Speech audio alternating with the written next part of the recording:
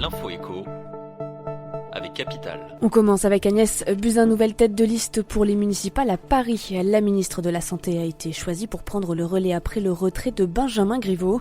Ce dernier a provoqué une véritable déflagration vendredi 14 février en annonçant renoncer à briguer la mairie de Paris. Une décision prise après la diffusion de vidéos intimes. Agnès Buzyn quitte donc le gouvernement pour se concentrer sur sa brève campagne pour les municipales, organisée les 15 et 22 mars prochains.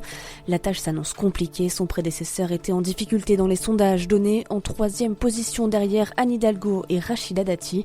Il était également talonné par l'écologiste David Béliard. Le chiffre du jour, 41 000, c'est le nombre d'amendements déposés sur le volet principal de la réforme des retraites examiné dans l'hémicycle de l'Assemblée à partir d'aujourd'hui. Impressionnant, leur nombre reste toutefois loin du record de la 5e République, 137 449. C'était en 2006 sur la loi autorisant la privatisation de GDF. La réforme des retraites voulue par Emmanuel Macron occupe tout de même la 2e marche du podium. 23 000 amendements ont été déposés par les Insoumis, 13 000 par les communistes, une soixantaine par le gouvernement et 600 par des députés La République En Marche.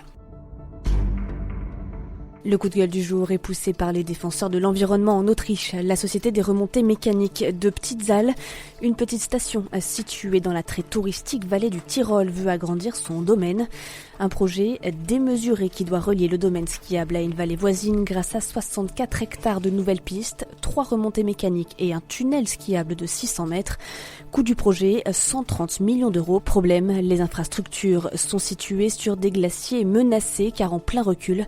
Plus de 150 000 opposants ont ainsi signé une pétition pour demander la préservation de ce qu'il reste de ces paysages primitifs, dénonçant une atteinte massive à la nature alpine.